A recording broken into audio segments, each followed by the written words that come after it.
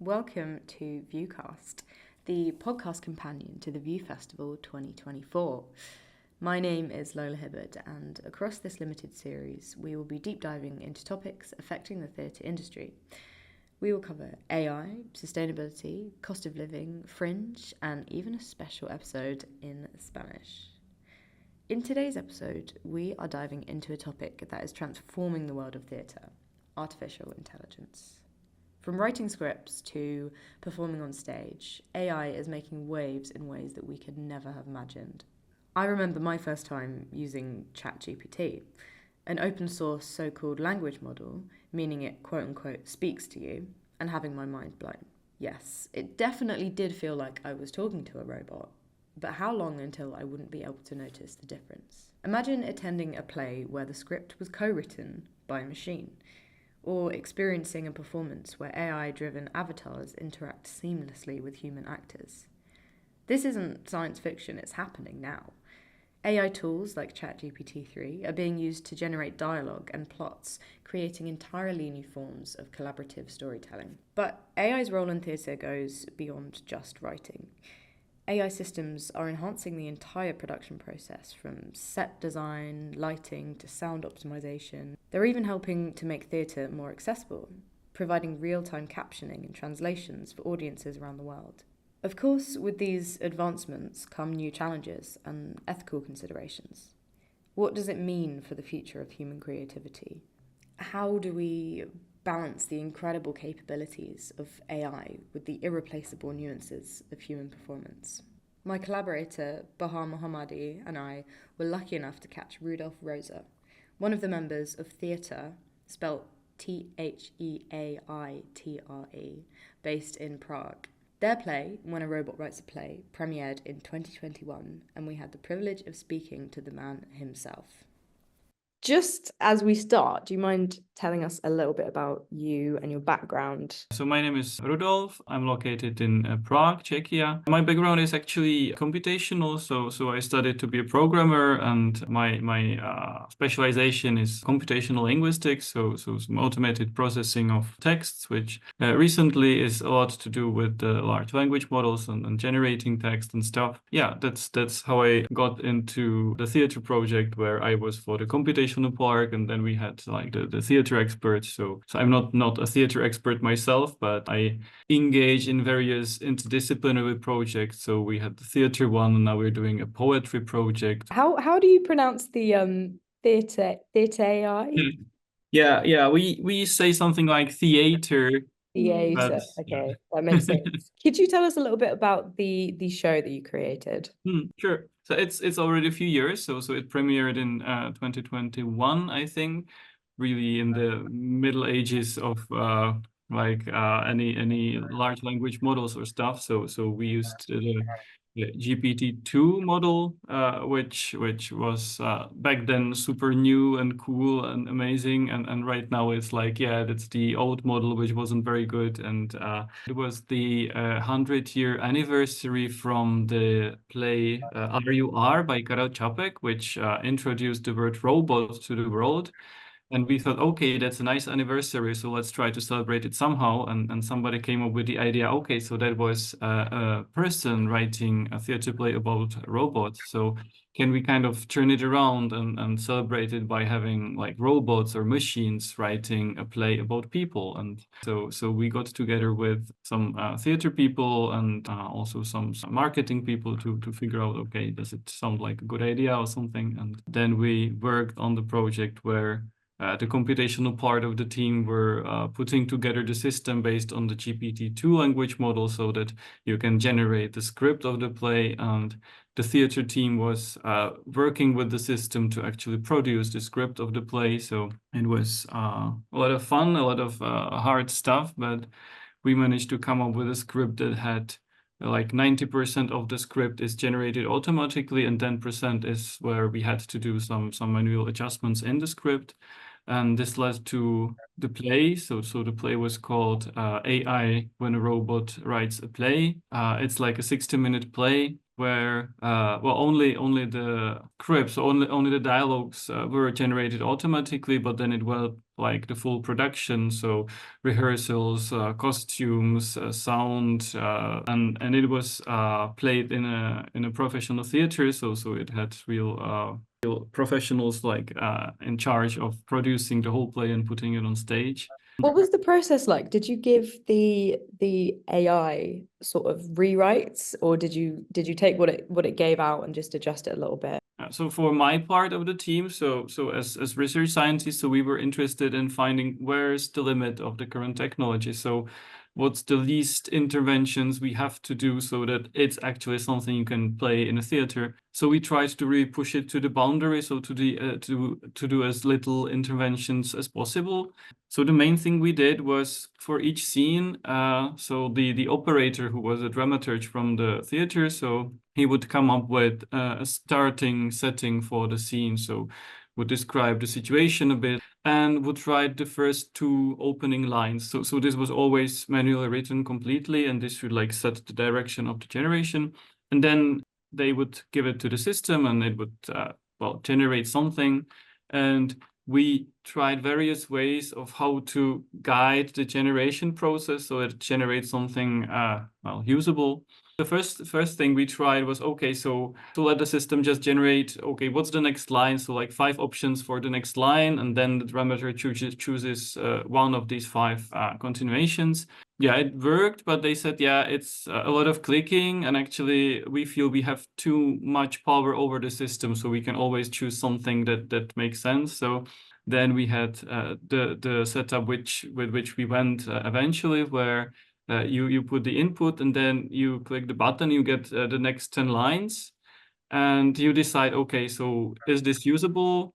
Maybe yes, so let's click the button again and let's get the next 10 lines, next 10 lines, you can go on. Or at some point you can say, okay, up to here it's good, but then it's rubbish, so you can throw it away, and it's kind of this regenerate option that you now typically have with the language model. So like I think like half of the script is what was generated as the first option, and then like the other half, if okay, you had to throw something away and then generate something else, then yeah, you would do a few adjustments where something really didn't make sense.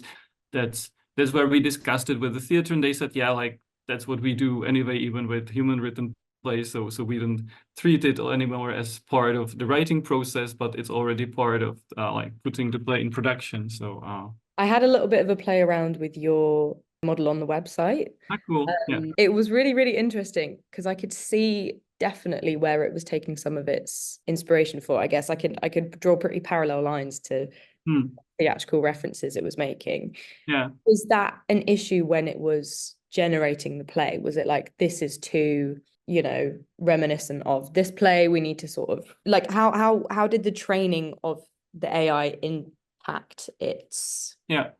So, well, this was a big discussion in the team, and like kind of an ongoing discussion where we wanted to move somewhere between, okay, let's do a classical well-made play. Like, okay, it shouldn't be just a play that looks exactly as existing plays, and definitely shouldn't be just kind of stolen from existing plays. So this wouldn't be interesting. So we played with okay, so what kind of system actually do we use? So part of it we used the GPT-2 without any training. And then we did train it on scripts, and we used the version trained on scripts. So the one on the website, that's the one trained on the scripts. So you need a lot of training data, and it's actually hard to get a large number of theater play scripts like for free or something. Like, yeah, it's too costly to just buy thousands of scripts just to train one system. So in the end, most of the scripts that we used were actually film scripts and TV show scripts and stuff. So the theater people would definitely complain a lot about, okay, so we can see that it's generating things that are more like scripts than the original version, but we see a lot of film style stuff in the scripts. And sometimes it would even do these things. Okay, now there is like a zoom in, zoom out, fade of the screen or something. So really things that are just film like things. And yeah, then it would at some points, yeah, it would catch up on various references and start going in a direction. So definitely the things that are well known are present in the data. So even in the play that we produced, so there at some point there is a reference to The Simpsons, because obviously, yeah, there's tons of like scripts of The Simpsons. So it did see this a lot. And we saw that the system is influenced a lot by the names that you choose for your characters. The name of the character is part of the text, so it's not like a random thing, but it really can direct the script in one way or another. So if you choose Russian names, that you're starting to get a lot of these Russian settings, and yeah, if you choose some well-known names, then yeah, it goes in that direction. So yeah. Yes, I had a lot of sort of Waiting for Godot Yeah. references in mine. In terms of like legality and sort of where the credits would lie, in terms of I guess your show, but also in the future, if a script is written by AI but programmed by, say, yourself or anyone else, what are the implications sort of legally in terms of credits, royalties? How would that work? Yeah, that's something that we had to deal with anyway, because well, it was a research project, so the research agency had some requirements that we officially say what results we produced and who's the author and who takes the royalties. And then we had this play, which was a result of the project, and we had to explicitly say, okay, so who owns the play? And so we had a discussion with various lawyers, and we figured out kind of, yeah, nobody really knows what the situation is. You get lawyers, and if you get 5 lawyers, so you get 5 different opinions. And for the project itself, we kind of figured out with the lawyers that the easiest way out is to say, okay, so the current copyright law says that a human can be the author. Here, the author is kind of the AI system and not the human, so it means this play just doesn't have an author. In their view, it's not a work protected by copyright law, because the copyright can be only owned by people, and there was no person who actually wrote the play. And so that's what we went with for the play itself, and that's why we also have the script just free available online, and like, yeah, the author is listed as the AI, but we don't really collect any royalties for the script. In principle, it's more complex. Like, you could say, okay, so definitely the parts that the people wrote, yeah, they are written by the people, so they are the authors of at least some parts of the script. And for the rest, yeah, I guess we have to wait a bit for the big lawsuits that are going on already with the it's mostly with the images. I can see that the lawsuits about the image generation software are more pronounced, maybe because it's more clear when you get a generated image which is just nearly the same as an existing image which is protected by copyright. So then it's quite clear. This has been hard for copyright law even before the generation system, so this just makes it even more complicated. There's a joke in there about 6 characters searching for an author, isn't there? Yeah. Where is it gone? In terms of like the legalities of AI, and you were talking about image generation as well. What is your opinion on the sort of classification of having to disclaim that a piece of art is not, without lack of a better word, organic, that it is created by AI? Yeah, I think, like, when I see the discussions that are going on in the society, let's say, so I feel that most people actually would prefer to know that something is fully or partially generated automatically. So I definitely expect that that's going to be a strict requirement very soon.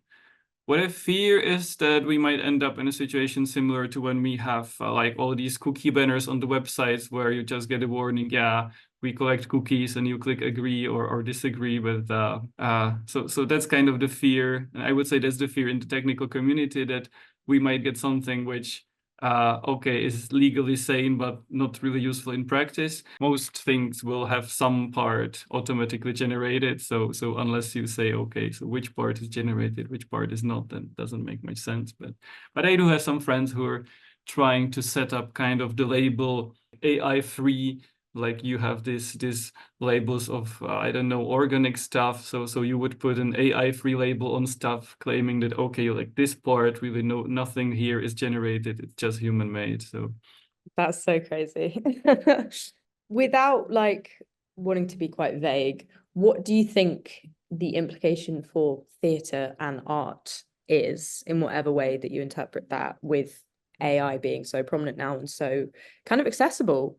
Well, I can see a lot of very conflicting opinions coming up. Like even when we came up with the theater play, when we first approached the theater, so we asked them, okay, would you like to be part of that project where we uh, kind of try to replace part of what you are doing as your job by an automated system? And they said, well, we hate the idea. We think it's a very bad idea, and we hope this will never be like the reality. But okay, like we actually want to be part of it because we want to see if it's coming next year or never or what. Uh, so there was so even within the team there was a big I don't know mm, negative sentiment against automating the work of artists, let's say. And definitely within the Czech theater community, yeah, most people knew about the project and most people hated the project. So that's the situation that was back then. And I can see that it's pretty much the same. Like the people who already are artists who kind of at least partially make a living out of art. So they're typically like against systems like that. But I can see that it's kind of democratizing producing things like when you're not a skilled artist, but still you would like to produce a nice text or a nice image or something. So now you can it enables people to do stuff which they couldn't do otherwise. I was at an event last week actually in Zurich where we discussed AI in theater specifically. It seems like the sentiment within the people who are actually actively playing with AI systems in, well, this case in theater, but let's say in art. So the idea is, yeah, it can help to do some things, but it's not going to replace the whole art or replace the human, because it turns out in proper art we are actually seeking something more than just well, the result. So okay, so this image is nice, but maybe I want to know who painted it and why, and that's kind of missing in anything you generate. So Yeah, just definitely. the overt things, but not the hidden things behind. But that's talking about art. Like if we talk about things like, I don't know, so you can generate pretty good music already. And if you think about this, when you go shopping into a supermarket and there is this music playing in the supermarket, like that's no art really. So so that's a clear place where, yeah, you can probably already replace it with automatically generated things, and maybe nobody will notice. And that's probably what's coming. The practice is when I actually talk to people is, okay, so not many people can actually make a living out of making the real art. So you typically do have these not very artistic things that you just do commercially. So you might be a musical composer, but still make a living out of composing music for supermarkets, and suddenly, yeah, somebody cuts that source of income. So there are definitely problematic parts. I can see that. And in terms of your play, do you, do you think that you would be able to tell if you sat down at a theatre and you watched a play? Do you think you would be able to tell if it had been written by AI? Hmm. So our play, yeah, for sure. Like the interesting thing is that when we had the audience in the theater, so at the beginning we would tell them, yeah, so you're going to see the play, and 90% of the lines are generated, and 10% that's human written. And we could see that afterwards we would do a discussion with the audience, and oftentimes we would figure out, okay, so a lot of the people during the play, they would think about, okay, so which parts are the generated parts and which parts are the human written parts. And then after the play they would ask and they would guess, and they would often guess wrong. So you would know that there is something off. But yeah, sometimes the generated thing is really good, and sometimes the human written thing is really weird. So you cannot tell all the time. An absolutely massive thank you to Rudolph for sitting down with us for so long. It's a topic that just endlessly fascinates me, and it's so new and exciting. There isn't really a precedent set for anything yet. So I'm personally really looking forward to seeing how AI and machine learning can be incorporated into theatre for better or worse. I don't know. That's not my conclusion to come to. Thank you so much for listening to this episode of Viewcast. Be sure to check out all the other episodes available today. Be sure to check out all of our shows, which will be online. 9 brand new one-act solo shows from an amazing range of talents. Thank you so much, and I'll see you soon.